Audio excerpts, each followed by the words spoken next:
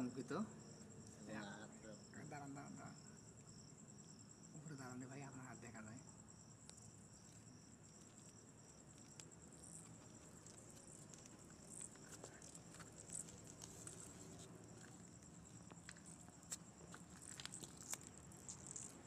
এখানে শুকনো একটা বিল্ডিংয়ের ভিতরে, কারণ এখানে নেই পানি, সে পানি খুঁজতেছে। সে চাচ্ছে এই মুহূর্তে যদি পানি পাইতো পানিতে চলে যেত।